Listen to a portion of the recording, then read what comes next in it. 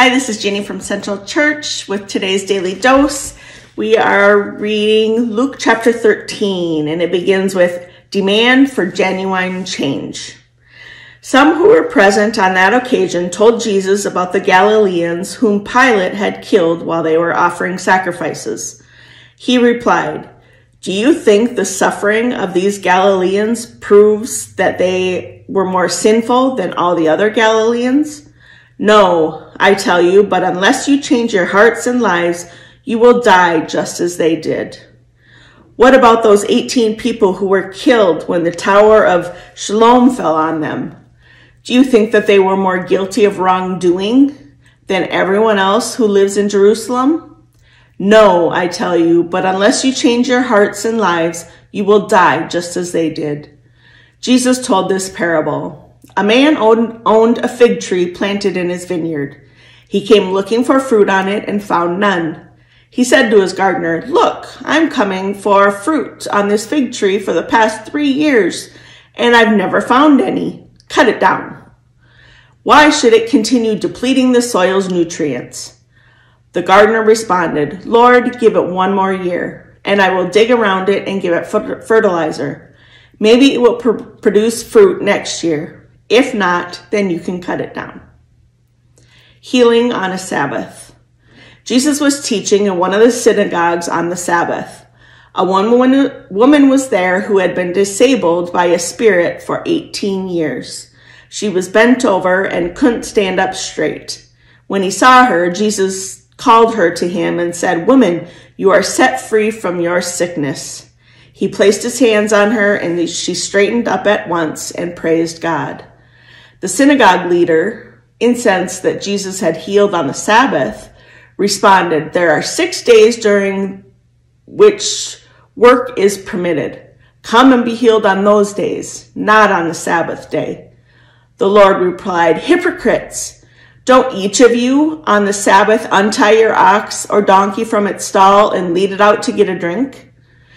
Then isn't it necessary that this woman, a daughter of Abraham, bound by Satan for 18 long years, be set free from her bondage on the Sabbath day?" When he said these things, all his opponents were put to shame, but all those in the crowd rejoiced at all the extraordinary things he was doing. Growth in God's kingdom. Jesus said, "What is God's kingdom like? To what can I compare it? It's like a mustard seed that someone took and planted in a garden. It grew and developed into a tree, and the birds in the sky nested in its branches." Again, he said, "To what can I compare God's kingdom? It's like yeast, which a woman took and hid in a bush full of wheat flour until the yeast had worked its way through the hole." Who will be saved? Jesus traveled through cities and villages, teaching and making his way to Jerusalem. Someone said to him, "Lord, will only a few be saved?" Jesus said to them, "Make every effort to enter through the narrow gate. Many, I tell you, will try to enter and won't be able to. Once the owner of the house gets up and shuts the door, then you will stand outside and knock on the door, saying, 'Lord, open the door for us.' He will reply, 'I don't know you or where you are from.' Then you will begin to say, 'We ate and drank in your presence, and you taught in our streets.' He will respond, 'I don't know you or where you are from. Go away from me, all you evildoers.' There will be weeping and grinding of teeth when you see Abraham, Isaac, Jacob, and all the prophets in God's kingdom, but you yourselves will be thrown out.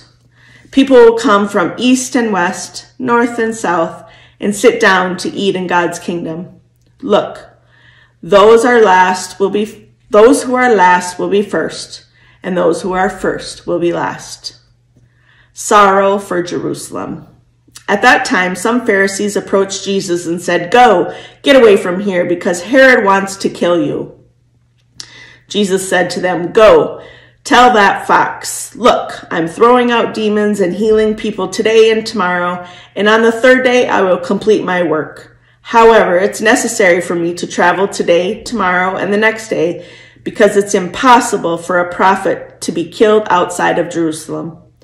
Jerusalem, Jerusalem, who you kill the prophets and stone those who were sent to you. How often I have wanted to gather your people just as a hen gathers her chicks under her wings.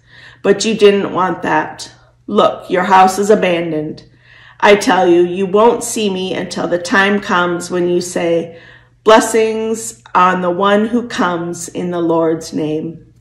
This is the end of chapter 13.